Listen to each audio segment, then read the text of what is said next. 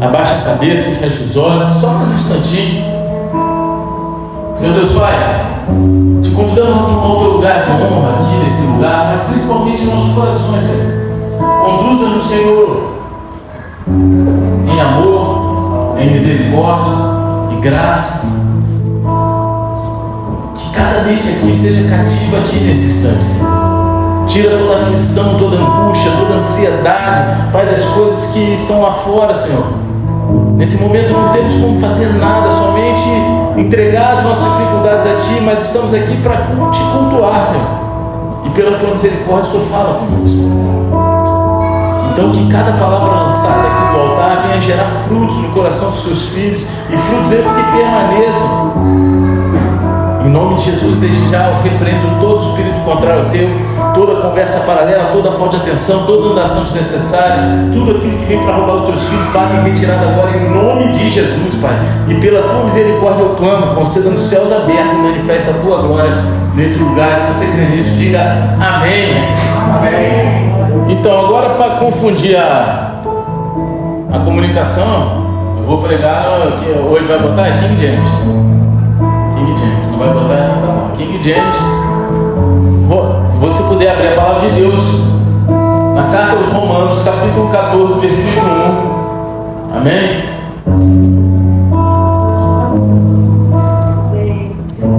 Aqui é uma revelação de quem é vegano é fraco na fé, tá escrito, tá? Tô brincando.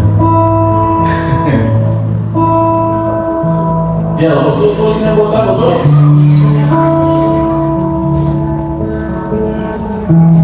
Glória a Deus. Vamos lá. Todos acharam? Amém. Então vamos ler aqui. Diz assim: aceitai o que é fraco na fé, sem a preocupação de debater assuntos controvertidos. Um crê que pode comer de tudo, o outro, cuja fé é fraca, come somente alimentos vegetais. Aquele que come de tudo não deve menosprezar o que não come. E quem não come de tudo não deve condenar o que come, pois Deus o aceitou. Quem és tu que julgas o servo alheio? É para o seu Senhor que ele está em pé ou cai, e permanecerá em pé, porquanto o Senhor é capaz de sustentar. Há quem considere um dia mais sagrado do que o outro. Outra pessoa pode entender que todos os dias são iguais. Cada um deve estar absolutamente convicto em sua própria mente. Aquele que guarda um dia especial para o Senhor, assim considera. Aquele que se alimenta de carne, o faz para o Senhor, pois dá graças a Deus. E aquele que se abstém para o Senhor, se priva e também dá graças a Deus.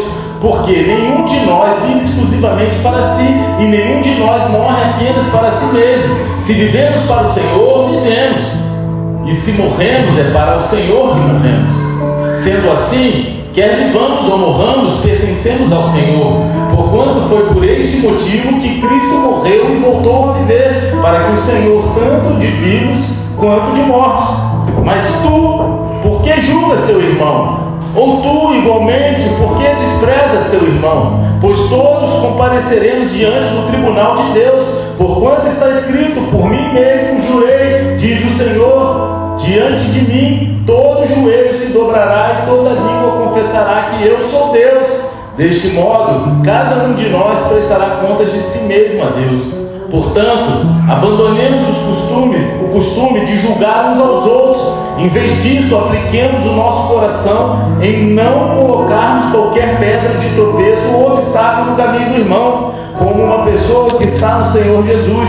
Tem plena convicção de que nenhum alimento é por si mesmo ritualmente impuro, a não ser para aquele que assim o considera. Para esse é impuro. Se o teu irmão se entristece por causa do que tu comes, já não estás agindo por amor fraterno. Não destruas teu irmão por conta da tua comida, pois Cristo morreu também por ele. Aquilo que é bom para vós não se torne motivo de maledicência, porquanto o reino de Deus não é comida nem bebida, mas justiça, paz e alegria no Espírito Santo. Pois quem serve a Cristo desta forma é agradável a Deus e estimado por todas as pessoas. Por isso, esforcemos-nos em promover tudo quanto conduz à paz e ao aperfeiçoamento mútuo. Não destruas a obra de Deus por causa de comida. Na verdade, todo alimento é puro, mas se torna um mal se alguém vir nisso um motivo de escândalo. É melhor não comer carne, nem beber vinho, nem fazer qualquer outra coisa que leve teu irmão a tropeçar. Assim, seja qual for a tua doutrina a respeito desses assuntos,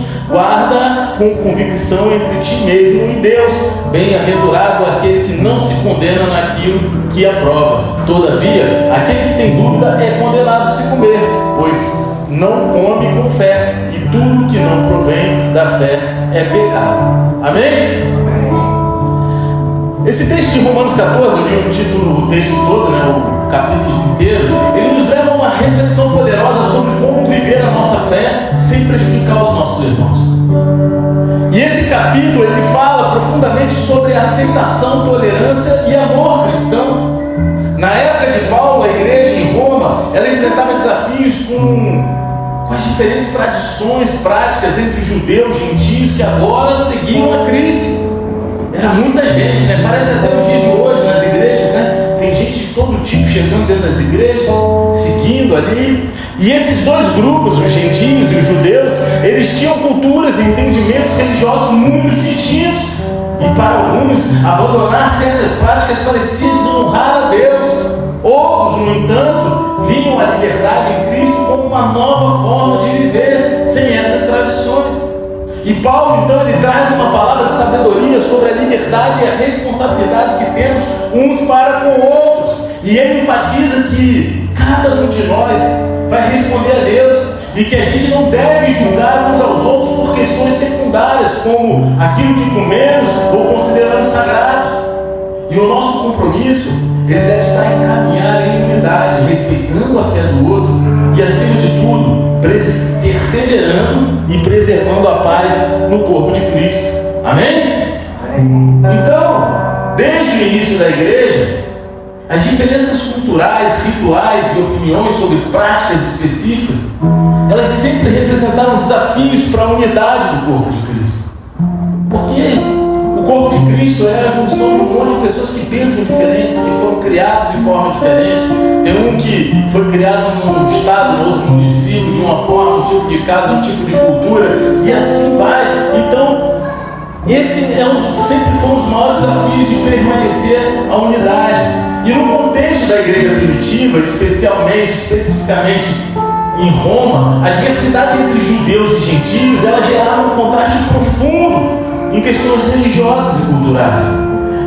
Aqui no texto de Romanos 14, Paulo ele orienta a igreja a buscar algo mais elevado do que as normas culturais, buscar as coisas que vêm dos céus em vez de ficar focando nas coisas que são culturais, as coisas que são religiosas.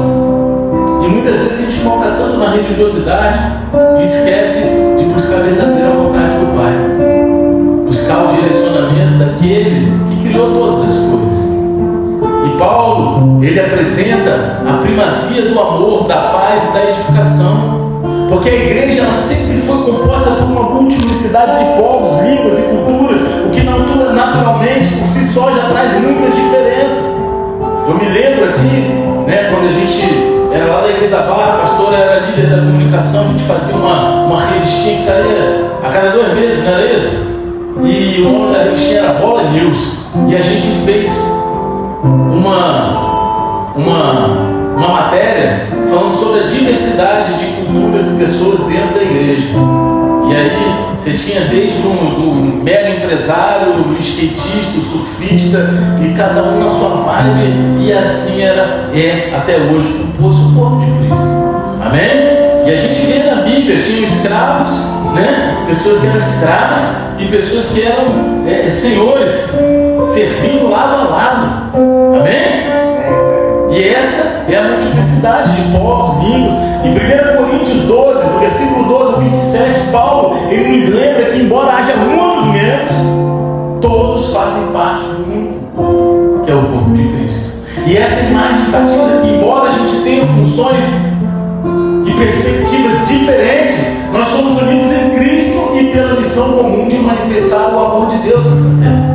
Nós estamos aqui para unicamente cumprir o propósito de manifestar o amor de Deus, o amor de Cristo. Em Romanos 14, Paulo ele reforça que a prática do amor é a cola que une essas partes tão diversas.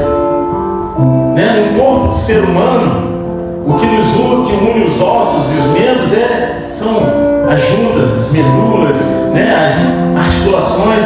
Você imagina que celestialmente o amor, ele é a cola que faz o papel das juntas, medulas, das articulações e que nos une, fazendo vivermos a unidade em amor, mesmo com tantas diferenças, pensamentos, perspectivas diferentes da vida. Até porque cada um, para chegar até aqui, cada um viveu de uma forma, A gente pode ver aqui, eu vejo pessoas que foram criadas em bairros, cidades, estados diferentes, de formas diferentes, Eu, com a idade do meu filho, eu tocava numa banda marcial num colégio católico, que eu estudei minha vida inteira, com aquele chapéu peludo, luvinha, polânea, marchando no sol. Hoje a realidade do meu filho é outra, não é isso? E cada um viveu e foi criado dentro de uma realidade. Mas o que nos une? Foi aquilo que foi gerado dentro do meu coração, dentro de uma cultura humana, ou aquilo que morreu por nós? Aquele que morreu por nós. Então, para muitos dos primeiros cristãos, que eram judeus, abandonar as práticas alimentares, as observâncias religiosas, era um grande desafio.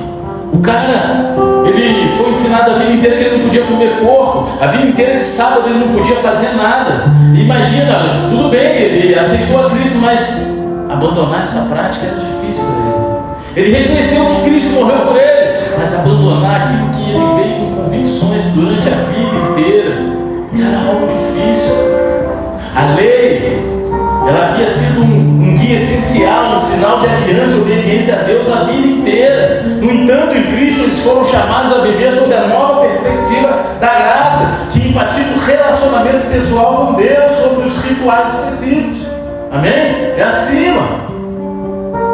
A prática da fé, então, ela passa a ser motivada pelo amor a Deus e o amor ao próximo, mais do que pela adesão a normas e tradições. Porque muitos falam assim, Jesus, ele veio, cumpriu a lei e revogou a lei. Não, ele não revogou, ele cumpriu a lei, mas ele não revogou a lei. Ele revogou as leis rituais, porque ele cumpriu todos os rituais de uma só vez, para a gente não precisar cumprir mais aqueles rituais judaicos, amém? Mas as leis continuam, só foram sintetizadas em duas: amar a Deus acima de todas as coisas e amar o seu próximo, que eu digo que são três, Porque para você amar o próximo, primeiro você precisa se amar, Então você tem que se amar e depois amar o próximo como a si mesmo, Porque tem pessoa que quer amar o próximo, mas não se ama. Você entende? Então é difícil largar os rituais. E Paulo, ele fala diretamente sobre essa transição em Romanos 14, 17, quando ele fala assim: pois o reino de Deus não é comida nem bebida, mas justiça, paz e alegria no Espírito Santo. Será que verdadeiramente a gente tem que ser apegado na justiça, na paz e na alegria do Espírito Santo? Ou a gente tem que se apegar em detalhes religiosos, de rituais e culturas, que muitas vezes não são heresias, não são pecados, não são coisas antibíblicas, mas são rituais humanos, doutrinas de homens, que geram muito mais confusão do que unidade. Eu já contei uma história aqui, de dois membros de uma igreja, que um era renovado, outro tradicional, Não vou contar de novo, não, você já deve estar cansado. Morava lá no Rio, antes de casar, no prédio que tinha segurança. E cara, tinha dois seguranças, que um era a mesma denominação, só que um era renovado e o outro era tradicional, não tinha sido renovado. Aí eu entrava e os caras estavam discutindo sobre doutrina, e gritando, esbravejando. Eu passava às vezes, que eu morava numa parte hotel, então tinha muito turista, tinha muita. Então o que acontece? Os caras passavam, às vezes eles nem olhavam, nem viam nem quem era, porque estavam discutindo sobre doutrina. Aí um dia o cara do Espírito Santo falou assim: cara, vai falar com esses caras, Aí eu falei: meu irmão, cara, vocês estão malucos, cara. O que une vocês é Jesus, cara. Vocês estão gastando tempo, esforço, para ficar debatendo quem está certo, quem está errado, coisas que vocês nunca vão chegar no senso comum, porque é doutrina de homens. Eles são costumes que não ferem a Bíblia. Mas se você quer se alinhar, se você quer aquele. Cara, mas o que une vocês, que é Jesus, que vocês deveriam estar conversando sobre isso e ajudando a propagar a palavra dele para aqueles que passam aqui, porque fazendo o que vocês fazem, vocês são mau testemunho para aqueles que não conhecem Jesus. As pessoas não veem unidade nisso e eles, caraca, nunca mais vejo discutindo. Não sei se eles discutiram no vestiário escondido, mas lá na frente de todo mundo eles acabaram lá com isso. Amém? Então, cara, não adianta. Se Deus chamou para servir no Bola de Neve, tu não queira botar a visão e os costumes do Bola de Neve para alguém que foi chamado para servir uma igreja tradicional, de terno e gravata. O cara não vai entender. Uma vez eu fui chamado para pregar numa igreja tradicional, eu perguntei para o pastor, eu tenho que botar dentro, era dia de Santa Ceia. Ele falou, pô, põe uma gravata. Eu fui comprar uma gravata bonita, né? Eu tinha gravata, mas lá no centro da cidade vendi uma gravata maneira. Eu comprei uma gravata que tinha a Bíblia, a cruz, uma pomba assim, tipo Espírito Santo, né? Caraca, aí eu fui pregar, eu tenho foto, tá? Eu pregando lá. Pô, cara, quando acabou o culto, o pastor olhou pra mim, pô, que gravata bonita. Eu senti de Deus, eu comprei pra dar pra ele. Eu falei, cara, toma de presente pra você. E eu dei aquela gravata pra ele. Mas eu cumpri os costumes da igreja dele. Por quê? Em respeito a ele. Não vou ficar discutindo, não concordo, pô, na minha igreja eu posso pegar de calça jeans. Meu irmão, não é isso que nos une. O que nos une é Jesus. Eu não estava lá para ficar discutindo doutrina. Glória a Deus, ele está alcançando aqueles que têm que usar terno e gravata. E vamos embora. Agora, o chamado de Cristo para os seus seguidores era claro: amem-se uns aos outros como ele nos amou. A gente tem que amar os outros como ele primeiro nos amou. Mas a gente precisa se amar também. Esse amor é o fundamento que sustenta e edifica a comunidade cristã. E mesmo em meio às diferenças significativas, é esse amor que vai gerar unidade em nós. Paulo nos ensina a evitar discussões desnecessárias e agir com paciência e empatia em vez de imposições e julgamentos. Será que a gente tem tido paciência? Ou será que a gente tem sido rápido em julgar a pessoa, o irmão, seja da nossa igreja ou de outra igreja? Cara, Israel tinha 12 tribos, cada uma tinha uma função. Imagina se elas ficassem, né? A gente sabe o que aconteceu, né? Que o ser humano é doideira, mas elas funcionavam bem quando estavam unidas, cada uma na sua função. Uns eram de guerra, outros eram agricultores. Vocês estão entendendo? As igrejas hoje, elas funcionam como as 12 tribos, cada uma tem a sua área de atuação. Só que na unidade é que a gente vai crescer. É na unidade, entendendo e respeitando as diferenças uns dos outros, porque dentro, às vezes, da mesma tribo, vai ter gente muito diferente da gente. E esse respeito e esse amor é que vai fazer a gente crescer em unidade.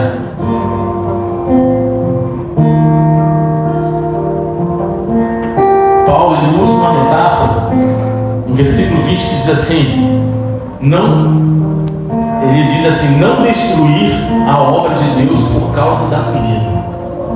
Ele está falando, cara, não destrua a obra de Deus por causa da comida. Ele está mostrando que o valor de cada irmão e irmã é infinitamente superior às divergências de costumes. Você está entendendo? Cara, tem igreja que tu pode tocar o chofar, tem igreja que não pode.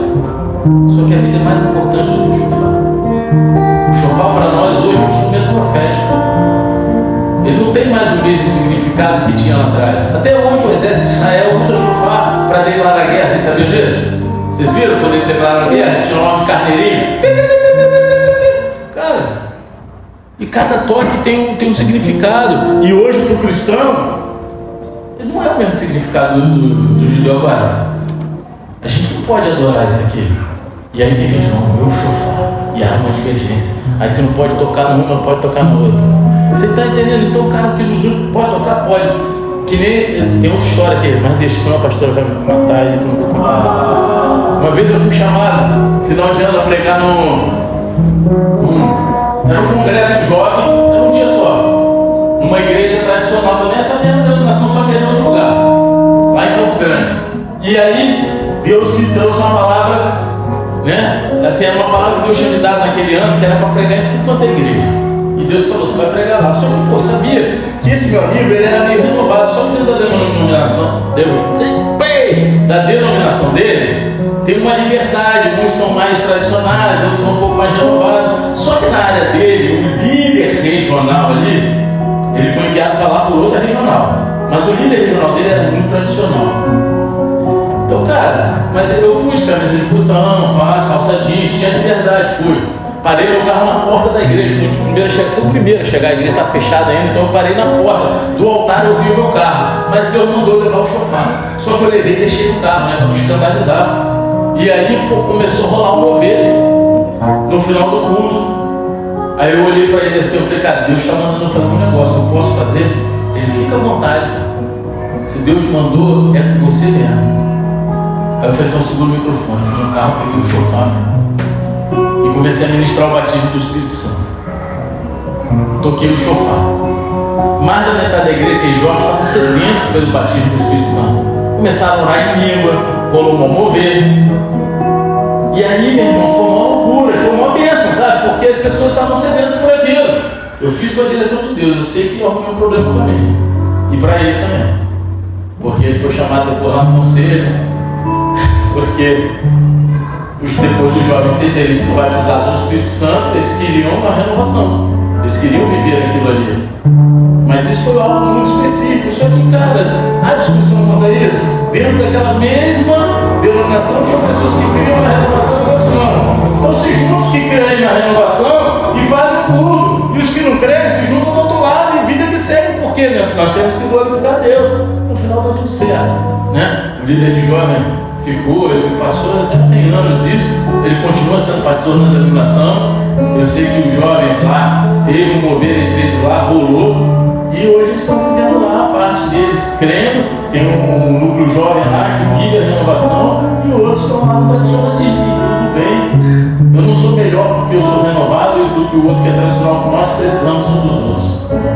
Eu preciso do tradicional, para o tradicional me dar um norte daquilo que é o centro da questão do início de tudo. Agora o tradicional ele precisa também entender o renovado e respeitar, falar, cara, talvez isso não seja para mim, mas para lá que vocês vão alcançar pessoas que eu não alcanço. Vocês estão entendendo o que eu estou falando?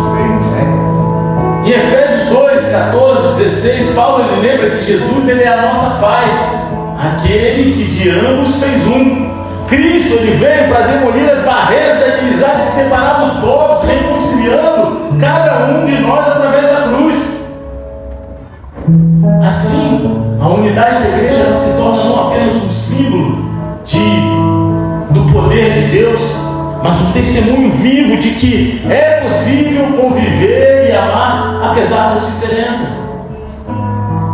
Em meio à diversidade, o caráter de Cristo ele é formado e refletido em nós à medida que a gente busca amar e edificar uns aos outros. É necessário. Sabe qual é uma das maiores expressões de amor e edificação que um cristão pode fazer? Que eu bato nessa tecla direto. É o discipulado, cara. O cara que está mais tempo na igreja, ele tem a obrigação de discipular alguém. Sem isso, você não está edificando nem amando ninguém. Ah, pastor, mas tem pessoas que são indiscipuláveis. Tem mesmo. Tem a galera que foge, não quer ouvir, bate de frente, grita, tampa os ouvidos, parece até as crianças perdendo. Parece a turma de jiu-jitsu lá que eu tenho das crianças pequenininhas.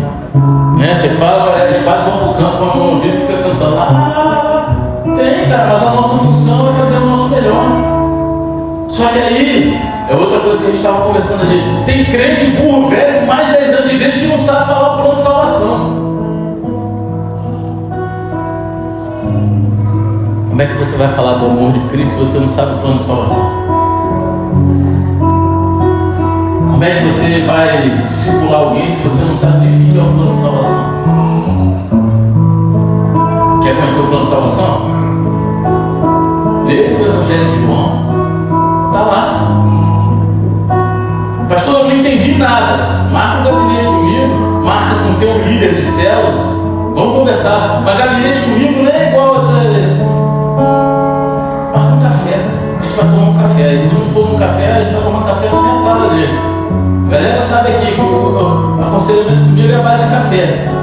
troca ideia, vai trocando, não é aquele negócio metódico, mas isso é o que funciona para mim.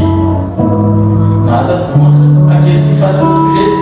Aqueles que fazem de outro jeito estão alcançando outras pessoas que precisam ser alcançadas daquele jeito. Amém? Mas é necessário discipulado, não importa como seja sendo feito. Se é dentro de casa, se é na igreja, se é na praça pública, é necessário discipulado. É assim que a igreja cresce. Foi uma ordenança de Jesus ir de pregar o evangelho. E aí, dá continuidade, cadê quem sabe?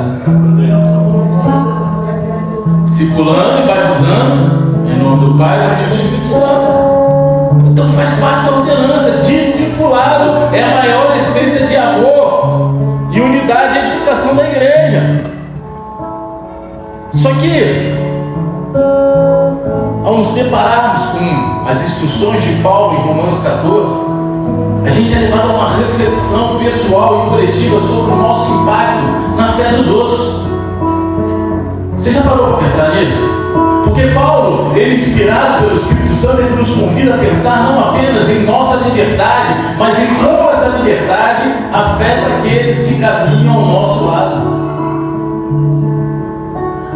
Eu não sei vocês, mas eu cresci num lar que era cristão. Era cristão porque acreditaram em princípios cristãos, mas nem sempre viviam. Mas esse ditado, ele, acho que todo mundo conhece, né? A minha liberdade, ela vai até onde começa do outro. Não é isso? Não está dessa forma na Bíblia, mas é o que está dizendo aqui. Porque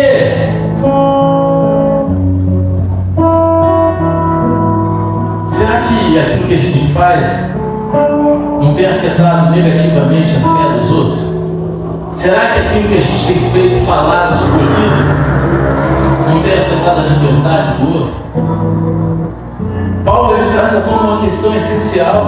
Será que as nossas atitudes e escolhas estão edificando ou prejudicando os que têm uma fé mais sensível?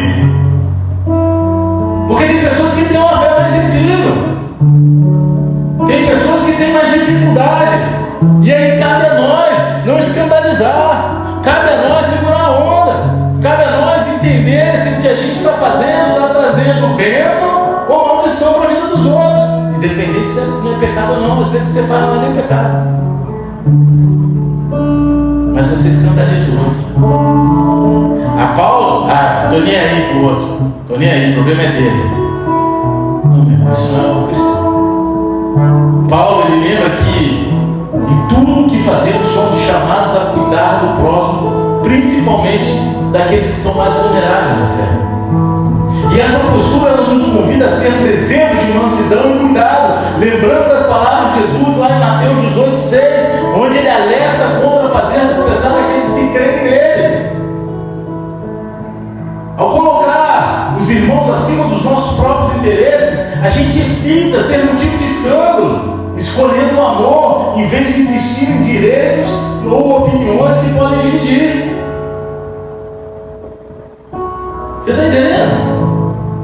Que muitas vezes a gente quer ter razão, a gente escolhe a nossa vontade, não, porque a gente é cheio da letra, a gente conhece a Bíblia, e aí a gente quer impor. Meu irmão, peraí, cara.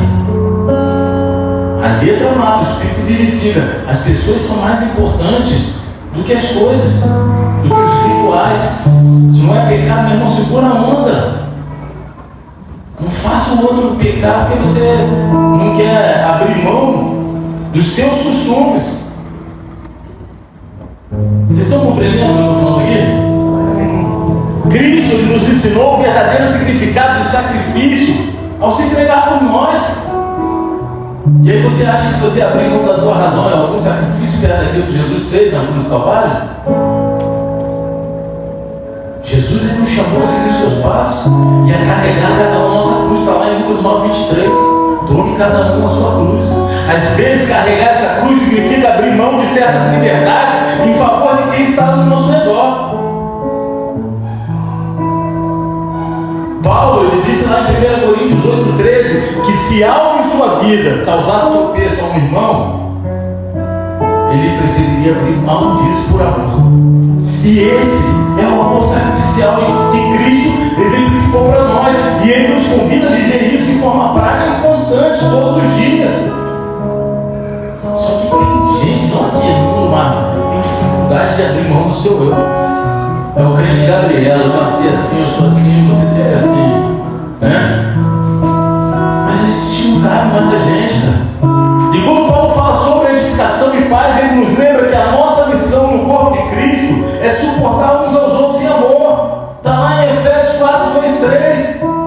Ser instrumento de paz, especialmente em momentos de discordância, exige maturidade espiritual e o fruto do Espírito. A gente tem que ter maturidade espiritual. Na minha própria jornada pastoral,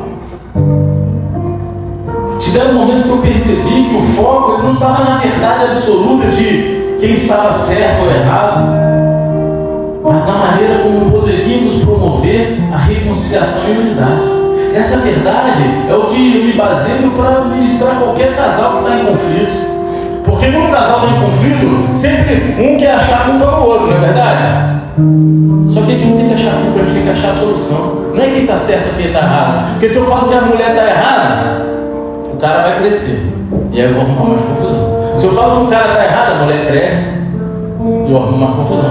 Agora, se eu falo que ela não tem certo nem errado, onde é o ponto de equilíbrio ali para haver a reconciliação? Onde que a gente encontra o bálsamo para vocês crescerem em unidade e amor? Aquilo que fez vocês irem até o altar e dizerem sim para o outro, até que a morte os separe. E em todos os relacionamentos que temos, deve ser essa verdade que norteia as nossas decisões. Foram momentos como esse que o Espírito Santo ministrou em meu coração a importância de sermos agentes de paz e reconciliação, refletindo o amor de Cristo para além das opiniões pessoais. Às vezes chega lá, agora não, mas já chegou, nem também não, em nome de Jesus, só no mundo mar. Cara, tinha umas tretas de casal que davam vontade de ser partidário e sair pegando maluco. Tinha vezes que dava vontade de falar, rapaz, larga essa mulher. Tá. Eu uma vez que eu fiquei até 1h da manhã, eu quase pulei da minha mesa para sair pegando maluco, quase. Eu falei, faltou isso aqui. Mas aquele quase agrediu a mulher na minha frente. Eu falei, aqui não, meu. Aqui não. Imagina, o que pastor passa? E fiquei até 1h da manhã ali, cara, buscando o equilíbrio. Não é quem está certo ou quem está errado. Quando você quer a razão, você já abriu mão de Jesus e da paz há muito tempo. Você está entendendo? Cada um de nós tem a responsabilidade um para com o outro. Romanos 15, versículo 1 e 2, ele nos exorta a suportar as fraquezas dos mais fracos, e isso inclui ter cuidado com as nossas atitudes, palavras e liberdades. E esse chamado exige empatia, atenção e sensibilidade do próximo. E às vezes, não, eu aguento, o cara tem que aguentar, meu irmão. Às vezes você vai ter que acelerar para alcançar os outros, e às vezes você vai ter que frear para o outro te acompanhar. Isso faz parte da jornada cristã. Não, eu sou maratonista, eu sou corredor de 100 metros, pô, daqui a pouco tu cansa, e aí? Maratonista ele aguenta mais longe. Encontrar o equilíbrio, sem julgar, sem perturbar, sem arrumar confusão. Esse chamado exige que a gente tenha a atenção para a sensibilidade daqueles que não estão no mesmo tempo que a gente. As nossas escolhas, por menores que pareçam, elas acabam afetando profundamente aqueles que caminham conosco. E por isso a humildade em nossa liberdade é vital para perseverar, preservar o vínculo da paz. O vínculo da paz, cara, é importantíssimo. Uma igreja que vive em contenda, os irmãos brigando, aí um senta do lado, outro no outro. Aqui não acontece isso não. Mas, cara, eu perdoei, mas lá eu caio. Isso não é perdão, meu irmão. Isso não é igreja, isso não é unidade, não é corpo de Cristo. Imagina se minha mão briga com meu cotovelo começa a coçar. O que eu faço? Porque essa mão não cansa. Aí, cansa? O cotovelo não cansa. Aí eu preciso dessa. Não, mas essa aqui está chateada com o meu cotovelo, não vai coçar. Eu perdoei, mas ele lá, cara, o problema é dele com a coceira dele. Isso não é corpo. A igreja vive isso. Está certo isso? O que Paulo está falando?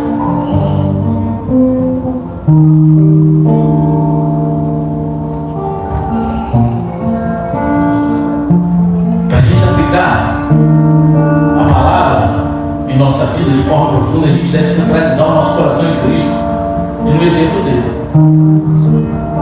Em João 13, 14 e 15, ele lavou os pés dos discípulos. O verdadeiro amor e humildade, eles devem caracterizar os nossos relacionamentos. E aí, quando tratamos os nossos irmãos como Cristo nos trata, a gente abre espaço para que o amor de Deus, o amor de Jesus reine e para que nossas diferenças se tornem oportunidades de edificação mútua. Porque é a nossa diferença que vai edificar um ao outro. Porque naquilo que eu sou limitado, o outro sabe. Sabe quando fala em Atos lá que cada um contribuía com aquilo que tinha de mister? Era aquilo que tinha de melhor, aquilo que tinha sobejando. E ali o foco era até um pouco financeiro, sim. Mas quando eu falo isso, e eu entendo isso espiritualmente, está falando de conhecimento, sabedoria, de amor, de cultura. Está abrangendo muito mais do que algo financeiro. Porque às vezes, né, e nem Deus botou aqui na nossa igreja um professor, cara, mestrado em teologia. O que ele tem de mister? O conhecimento da palavra de Deus. Ele botou à disposição e ele contribui com aquilo que ele tem de mister. E você? Aí tem um cara que é dentista. Eu estou falando para você vir aqui atender todo mundo de graça. Cara, mas é para obra, é para o reino. Você consegue uma vez por mês aplicar flúor nas criancinhas que estão precisando? Aí tem o irmão lá, ó, o Júlio, gosta dos bichinhos. Ele bate na casa dele de madrugada. Ele vai lá da vacina, pega, põe, você quer, pega cachorro do mar. Cara, é o que ele tem de missa, ele doa. O outro aqui, eu estava falando para ele aqui esses dias, tá? Ele faz um negócio que um monte de gente não tem paciência de fazer e a maioria dos cristãos não fazem. Eu sei que ele não é um irmão abastado de grana financeiramente, mas ele está sempre doando uma cesta básica para um, para outro, assistindo uma família aqui e ali. A igreja, na maior parte, não sabe disso, mas ele está lá fazendo. Ele está doando aquilo que ele tem de mister. E isso é a igreja. E isso é a unidade.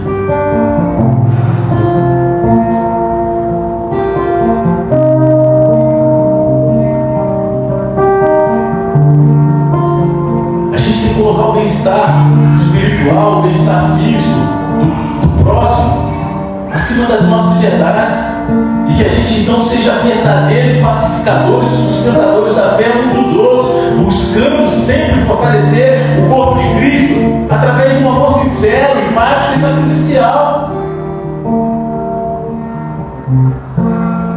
Assim, a igreja está vazia, né? Se eu fosse ficar falando todo mundo que doa e faz aqui, eu ia ficar o culto inteiro, né? Porque a Jéssica às vezes faz um bolo gostoso aí, o Luizinho ensinou a fazer não sei o que lá, né? Mas cara, cada um sabe ali o que tem de mista para doar, e não é para a igreja, é para o corpo de Cristo. Você está entendendo? O Luizinho está rindo lá, né?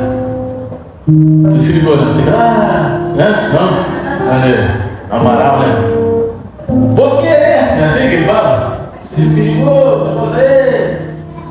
Então, Romanos 14 ele revela o profundo chamado de Cristo para vivermos uma vida pautada no amor, na paz e na responsabilidade diante de Deus. Está acabando, tá, igreja? Estamos acabando já. Hoje é rapidinho, porque de quarta-feira tem que ser rápido, né? Para dar tempo de comunhão. A gente tem que priorizar a comunhão, cara. Não é acabar o culto e sair correndo, o que gera crescimento. É estar junto em comunhão, trocando ideia, falando. Por que a cena não tem comunhão no final? Porque gera crescimento. Você está entendendo? Paulo ele nos ensina que, como seguidores de Cristo, a gente deve se concentrar mais na nossa própria caminhada com Deus do que julgar os outros. Aí tem gente que lê a Bíblia e fala assim: Jesus falou que é para a gente vigiar e orar. Aí o cara quer vigiar a vida do irmão. Vigia a tua própria vida, as tuas atitudes, a tua caminhada. Não é do irmão não, cara. Vai orar pela vida do irmão sim, mas para de vigiar, cara.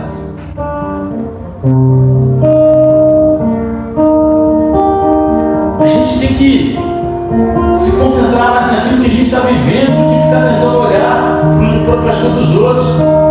Você está falando do cisco do olho dos outros enquanto tem a trave no teu olho, não é isso que Jesus falou? Essa responsabilidade individual reflete a essência do relacionamento pessoal com Deus, onde cada um é responsável pelas suas atitudes e motivações diante de Deus. Eu gosto de... Eu não vou falar isso não porque está gravando, aí vai gerar uma polêmica depois, isso vai dar uma treta. Vou falar, o que é esse miséria, mas aí vai dar treta, vai contra tudo que eu estou pregando aqui. Fala ou não fala? Fala. Não, a pastora está falando que não, então eu vou falar, que senão depois eu durmo na rua. Vou dormir dentro do carro. Tranca a porta e fui dentro do carro. O Júlio gosta, né, Júlio? Não, eu gosto de brigar, eu vou falar porque não vai causar, porque eu vou tentar explicar bem explicadinho, tá? Todo mundo rindo, eu vou tentar explicar bem explicadinho. Cara, eu sei que Judas, ele foi chamado para perdição. Olha lá, pastor, já então não fala não?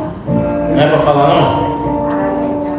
Vou falar. Eu não me aguento. Eu sei que ele foi chamado para perdição. Eu sei que nesse momento ele deve estar sentado lá no colo do capeta, porque está escrito na Bíblia, amém? Mas quando a gente pega os evangelhos, e aí fala assim, que Judas, tomado de grande remorso, foi enforcar-se.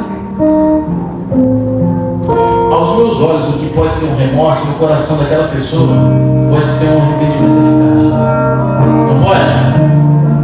Ele jogou as 30 moedas fora. Eu não estou falando que ele foi salvo, não. Eu só estou querendo alugar um triplex na tua cabeça. Entendeu? Cara, aí vamos lá. Ele se suicidou enforcado? Ele morreu enforcado? Quem pode dizer para mim se isso é uma verdade ou não? Não, né, professor? Você sabe que você sabe, não precisa falar. Mas se muitos religiosos soubessem disso, tinha evitado pelo menos as 2, 3 mortes que eu já sei por aí. Que quando tem esse negócio de... Como é que é? Da Paixão de Cristo. Aí os caras fazem a encenação da Paixão de Cristo. Aí eles põem Judas morrendo enforcado. Aí já deu errado em 3 episódios. E o bagulho enforcou o cara mesmo, o cara morreu. Só que Judas ele não morreu enforcado. Em Atos diz que ele precipitou-se e morreu. Que as tripas dele vão no campo lá e acabou-se. E até hoje não nasce nada lá. Eu nunca fui em Israel, sou doido por aí. Mas quem já foi, fala que lá até hoje não nasce nada. Naquele lugar onde... Aí tem uns teólogos que querem dizer que ele tentou se enforcar num galho que era no precipício. Cara, ninguém faz isso. Como é que o cara vai se pendurar num galho que é lá no precipício? Não tem como, isso é doideira. Entendeu? Então, tipo assim, ele caiu. Só Deus sabe se ele tropeçou e caiu ou se ele se jogou. O que aconteceu? Porque na palavra na rede original não dá, só diz que precipitou-se e ele caiu. Acabou-se. É isso na rede primitiva. Volto a dizer, está gravado. Não estou dizendo que ele foi salvo, mas estou dizendo que muitas vezes a gente julga pelo que a gente está vendo e a gente não conhece o coração das pessoas e não tenta entender.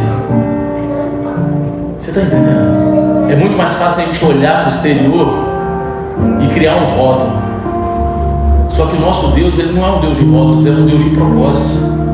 E a palavra de Deus diz que ele quer que todos se salvem. Infelizmente isso não vai acontecer e não por culpa dele, mas ele quer. Você está entendendo?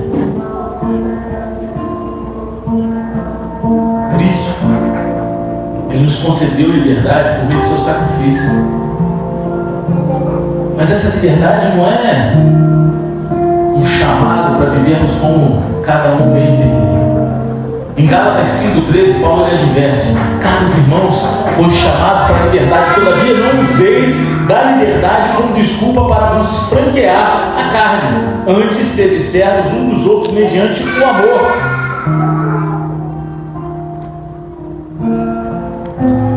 Essa menina não tem pai, não? Tá pregando, né? Chegou agora, depois, pastor, Lucia falou que essa criancinha é minha filha, tá? Tô brincando com ela. Esse que está aqui em Gálatas é o verdadeiro propósito da liberdade em Cristo. Não é uma permissão para satisfazer desejos próprios, mas é um convite para viver com o coração voltado para o bem do outro. Será que o nosso coração está voltado para o bem do outro? Ou a gente tem sido egoísta nas nossas escolhas, naquilo que a gente quer fazer? A gente escolhe fazer aquilo que é melhor para nós. A gente nunca pensa no outro primeiro. Estou falando que todos não, mas a grande maioria do ser humano é assim. O que é melhor para mim? Eu comer jaca ou maracujá? Mas você pensa no irmão, se eu comer maracujá, não me alimenta, mas eu tenho um pãozinho ali. A jaca alimenta mais, né? Vou dar para o outro. Você pensa na tua saciedade primeiro, não é isso? Às vezes não. Eu estou jogando coisas aleatórias e bem ínfimas, mas para você entender um contexto de algo muito maior na sua vida. Como discípulos de Cristo, somos chamados a ser luz e sal no mundo, e as nossas atitudes, elas falam mais alto do que as nossas palavras. Jesus, ele orou em João 17 para que fôssemos um. Ele não orou para a gente estar junto, eu sempre falo aqui. Ele orou para que fôssemos um, assim como ele e o Pai são um, para que o mundo pudesse crer nele. É através da nossa unidade, é através desse amar uns aos outros, que o mundo vai crer que Jesus, ele veio do Pai. A nossa unidade em amor é um poderoso testemunho de que somos verdadeiramente discípulos de Cristo. E quando a gente permite que questões secundárias nos dividam, a gente enfraquece o nosso testemunho e coloca em risco a mensagem de amor que a gente deveria transmitir. Porque a gente coloca a nossa razão, as nossas questões pessoais acima das vidas, acima do sentimento dos outros. Eu já vi, não aqui, né, na igreja lá no Mundo Marco. Pastor, ele está chateado comigo, mas eu não fiz por mal. O problema é dele. Não fiz por mal. Cara, não importa se você fez sem querer, para essas crianças lá. Foi sem querer, tá bom, mas pede desculpa. O que importa é o sentimento. Você pode não ter feito por mal, vai lá e se arrepende, pede perdão. Porque não é a tua intenção, é o que aconteceu. Não é a tua intenção machucar a pessoa, mas machucou. Não é a tua intenção. Tanto é que até na lei penal, no Código Penal, tem lá o crime doloso, culposo, dolo eventual, para tipificar. Às vezes o cara não tinha intenção nenhuma e aconteceu. Quem é da direita sabe que eu estou falando dolo eventual. Quase ninguém fala disso, né? O cara sabia que podia acontecer, mesmo assim assumiu o risco e continuou fazendo. Quer um exemplo? Eu me lembro da faculdade. Motorista de ônibus vendo no retrovisor um cara de bicicleta grudado na coisa. Qual é a obrigação dele? Parar e falar: meu irmão, não vou prosseguir enquanto tu não soltar o ônibus. Não é isso? Mas ele fala assim: não, cara, eu vou lá. Ele quer matar o cara? Não, mas ele sabe que pode, ele assumiu o risco. Ele não teve a intenção, mas ele assumiu o risco, é um dolo eventual. Você está entendendo? Então, se até na lei penal, no Código Penal, tem essa tipificação, então a gente tem que entender, cara, que às vezes você vai falhar. E às vezes a tua falha não é nenhum pecado, mas a tua falha é algo que vai machucar o irmão. Vai lá e pede perdão, isso não vai te fazer menos homem, menos mulher. Vai te fazer mais cristão, isso sim. Você vai falar: cara, me perdoa. Me perdoa. Viver como Cristo nos chamou é, acima de tudo, uma escolha de unidade e empatia. O amor é o princípio que fundamenta a nossa relação com Deus e com os outros. Em 1 João, capítulo 4, versículos 7 e 8, nós somos lembrados de que aquele que ama é nascido de Deus e conhece a Deus. Tem que ter amor, cara. Sem amor, vai ler em 1 Coríntios o que acontece em amor.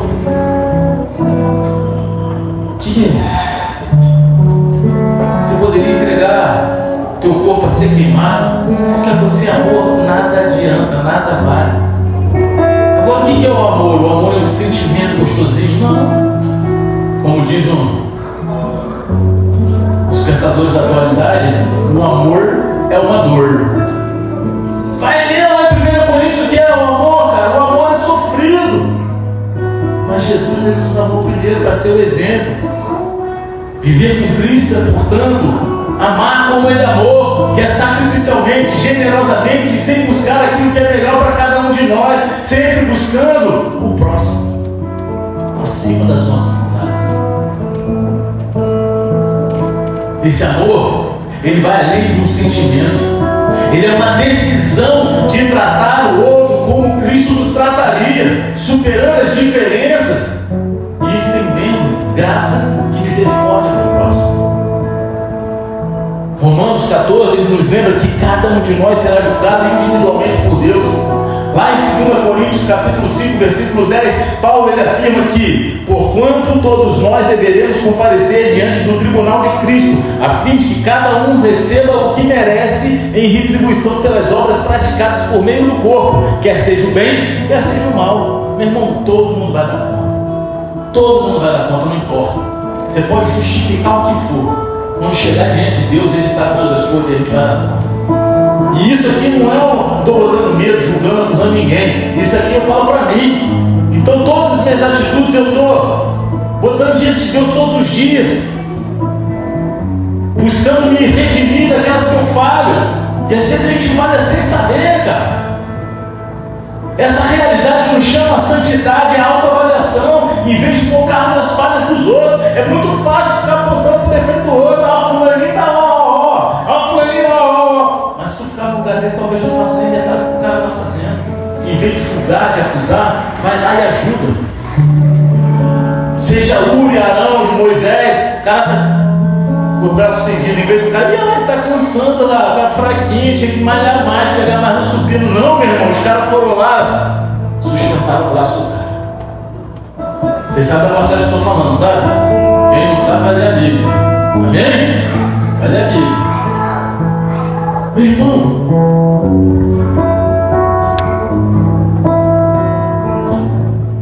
isso é uma jornada de transformação interior, onde a gente busca ser mais parecido com Cristo em cada tipo de nós, e assim refletindo o fruto do Espírito e rejeitando a tentação de criticar ou julgar. Quer falar da vida de alguém? Fala da vida de Jesus, cara. Vai converter gente. Em vez de criticar ou julgar, faça uma autoavaliação onde você pode ajudar a pessoa a melhorar. Você vai ser mais efetivo como cristão e sendo o amor de Cristo na vida das pessoas. Ao viver em amor e unidade, a gente mostra ao mundo o poder transformador do Evangelho. Efésios 4, versículo 3 ao 4, ele nos exorta a nos esforçarmos para conservar a unidade do Espírito pelo vínculo da paz. Olha aí. Mas como tem crente que gosta de arrumar confusão, né? Um com o outro, então. Picuinho, briga. Aqui não acontece isso, não, né? Acontece? Não, graças a Deus. Só lá no mundo mar, né? Misericórdia. Cara, essa paz é o fruto de uma vida dedicada a Deus e aos outros. Uma vida que reflete o caráter de Cristo em cada aspecto da nossa caminhada. E quando vivemos dessa forma, a gente se torna testemunha da paz que excede todo entendimento e da alegria que transcende as circunstâncias. Ser crente não é mole não, meu irmão. Ser cristão, o cara que serve a Deus, meu irmão,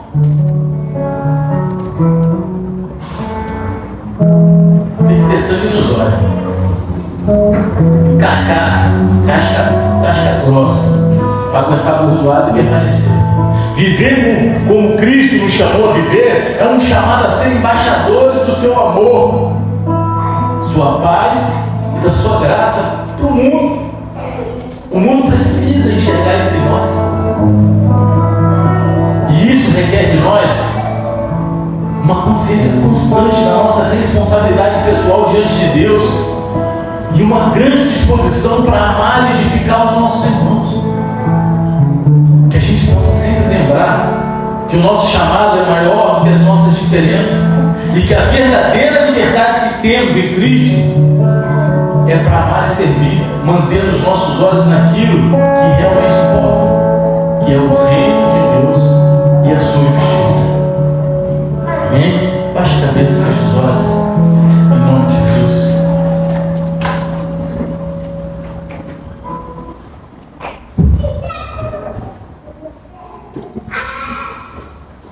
Romanos 14, ele nos chama a uma vida de amor prático, de respeito às diferenças dos nossos irmãos. E como Paulo ensina, o reino de Deus ele não é comida nem bebida, mas justiça, paz e alegria no Espírito Santo. Se o nosso coração está cheio da paz e da alegria que o Espírito Santo nos dá, então essa paz e essa alegria, elas serão transmitidas aos nossos irmãos. Que a gente possa hoje se examinar. Se examine, pois, cada um a si mesmo. Será que estamos julgando ou desprezando os nossos irmãos? Que possamos nos arrepender disso e nos comprometer a amar com o amor que constrói, que une, que edifica. Porque no final é isso que vai mostrar ao mundo quem realmente somos. Discípulos de Cristo, amando uns aos outros como Ele nos ama. Fica de pé, gente. Olhos fechados, mas de pé.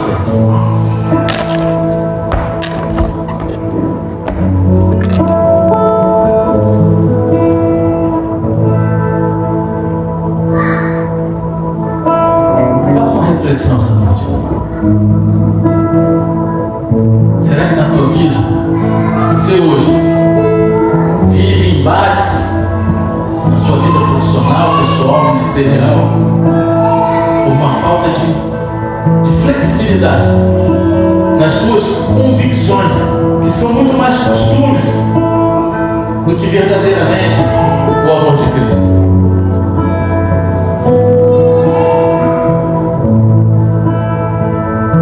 Perseguição, na maioria das vezes, é um sinal de que você está no caminho certo. Mas muitas vezes a gente sofre perseguição por a gente ser intolerante e por faltar amor e flexibilidade no nosso julgamento, nos nossos costumes, nas nossas decisões. Por causa disso, casamentos são desfeitos. Por causa disso, igrejas são destruídas. Por causa disso, lares são implodidos, famílias destruídas. Só que Deus está te convidando a fazer um caminho de volta. É um caminho de arrependimento. Isso não quer dizer que você esteja falando, eu estou errado, ele certo. Não, está demonstrando que você ama a outra pessoa, que você ama o próximo, que independente de quem está certo, você quer alcançar o coração dessa pessoa com o amor de Cristo, não o seu, porque o nosso amor é falho. O nosso amor, ele tende a amar muito mais a nós mesmos do que os outros. Só que devemos buscar o equilíbrio diante dessa verdade. E assim, escolher amar o próximo com o mesmo amor que Cristo nos amou, a ponto de darmos a nossa vida pelo próximo, a ponto de nos sacrificarmos para ver o bem maior na vida do próximo. E se você sabe que hoje você precisa rasgar o teu coração, jogar no altar do Senhor muitas das tuas convicções, abrindo mão do teu eu, se arrepender, buscar a reconciliação que vem do reconciliador, que é Jesus, para viver uma vida plena. Você precisa aumentar o amor de Cristo que vive em ti. Esse teu coração transbordar, eu te convido a sair do teu lugar. Você sabe que você tem vivido muitas dificuldades pela intransigência, pela dificuldade de admitir, pelas justificativas acima do amor. Quando é só, me perdoa, é só um abraço, olhar no olho e falar, você me perdoa. Você não está dizendo, eu errei, você está dizendo assim, eu não queria ter te ferido. Independente se eu fiz o que eu fiz, está certo ou errado, eu fiz algo que foi muito ruim, que foi te ferir. Porque muitas vezes a gente fere o irmão, a gente fere aqueles que estão lá fora, com as convicções de que estamos certos. A gente fere o nosso cônjuge, a gente fere as pessoas. E Cristo, Ele sempre escolheu botar o alto. E para finalizar, tem uma passagem na Bíblia onde Eliseu, ele está com os profetas, e ali é um tempo de fome, e ele pede para que cada um saia para buscar comida, buscar coisas que eles possam fazer uma sopa para esse vermelho. E um deles, desapercebidamente, leva uma barra brava que era venenosa e joga dentro da panela. E aí, quando ele percebe, ele fala: tem morte na panela. Só que em vez dele buscar quem era o culpado, ele jogou farinha, porque a farinha cortava os efeitos mortais daquela barra brava. Ele preferiu jogar o bálsamo do que buscar quem foi o culpado. Essa palavra não é para você se culpar, mas é para você receber o bálsamo do Senhor e se arrepender para viver uma vida onde você respeita o limite do próximo, onde a tua liberdade não fere a liberdade do próximo, e você consiga amar com o amor de Cristo. Então sai do teu lugar em nome de Jesus enquanto a gente escuta esse louvor. Você que sabe que precisa entregar no altar do Senhor o teu coração, aquele início, essa verdade no teu coração. Sai do teu lugar em nome de Jesus.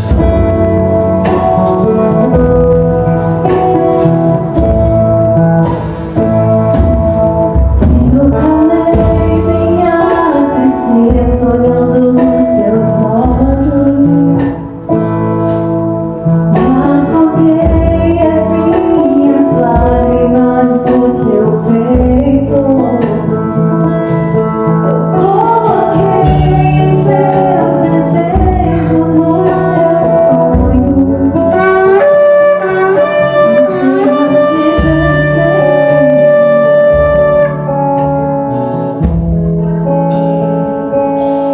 sem estou seguindo meu caminho por teus passos. Minha vontade eu apoiei na tua lei. Tua identidade eu descobri quem sou. Você me atraiu.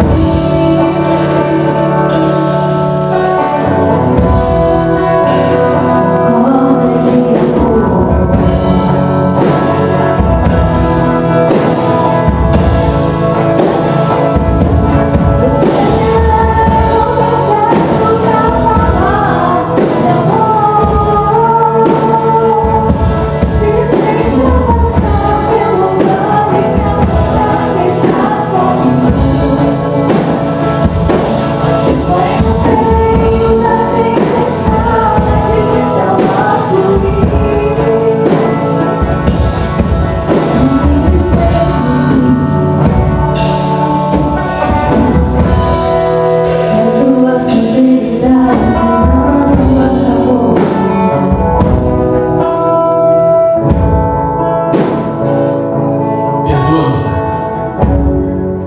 Perdoa-nos como igreja, Senhor. Toda vez que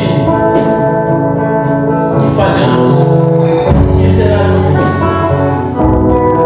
em exercer o teu amor, a tua misericórdia, toda vez que colocamos a nossa razão e a nossa justiça acima do teu amor e da tua misericórdia, da tua graça, nos colocando no lugar de julgadores, no lugar de acusadores. Perdoa a tua igreja, Senhor, porque somos falhos. Perdoa-nos, Senhor, porque queremos viver conforme os teus caminhos e a tua verdade, alcançando o teu coração, Pai, e assim sendo a essência do teu amor na vida daqueles que estiverem ao nosso redor, Pai. Que comece dentro da nossa casa, Pai. Que possamos ser a essência do teu amor para aqueles que estão conosco. Que cada um aqui dentro, nessa noite, possa sair daqui motivado a fazer o caminho de volta de arrependimento, mesmo que isso pareça um sacrifício. Reconhecer e reparar os erros, que possamos viver essa verdade em ti e assim construir a unidade do teu corpo nessa terra, em nome de Jesus. Se você recebeu essa oração, você crê nessa verdade bíblica, aplaude Jesus de todo o teu coração, aplauda Ele, pois Ele é Deus, Ele está aqui. Aleluia, Senhor. Glorificado seja o teu santo nome. Aleluia.